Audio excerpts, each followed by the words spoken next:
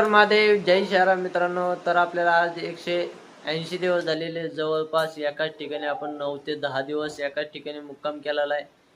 तर मित्रांनो आता माग केदारनाथला जायला पण रस्ता नाहीये, गंगोत्रीला जायला पण रस्ता नाहीये. कारण की जवळजवळ आम्ही 9 दिवस थांबलो. 9 दिवस पाऊसच चालू आहे इकडे. नुसता पाऊस, रात्रभर पाऊस, दिवसभर पाऊस, नुसती बुरबुर. त्याच्यामुळे जास्त प्रमाणामध्ये लँडस्लायडिंग होत आहे. त्याच्यामुळे आपण याच ठिकाणी महाकालिका मंदिर व आनंदबाई आश्रममध्ये जवळजवळ 9 दिवस थांबलेलो आहे. तर इथं आपले पुण्याचे मराठी महाराज आहेत, त्यांच्या ते राहतात तिथं, त्यांच्या त्याच्यामध्ये आपण इथं थांबलेलो आहे.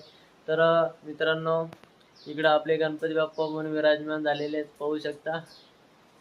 तर आता चाललंय गणपती बाप्पा उठूस तर आपण याच ठिकाणी थांबणार. तर पाऊस पण कमी होतोय, मग आपण निघणार आहे गंगोत्रीला. जर झाला तर क्लिअर रस्ता तर आपण पुढे जाणार आहे, नाही तर आपण केदारनाथला निघणार आहे खाली. तर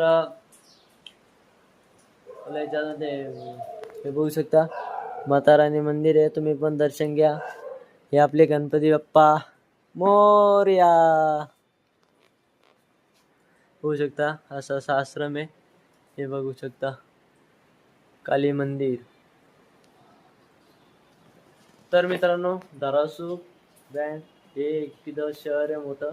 त्या ठिकाणी पण थोडं लँडस्लायडिंगचं प्रमाण जास्त झालेलं आहे. सकाळी लँडस्लायडिंग झाली, अजून पण रोड चालू झाला नाही, आम्हाला एक जणांनी सांगितलं आता.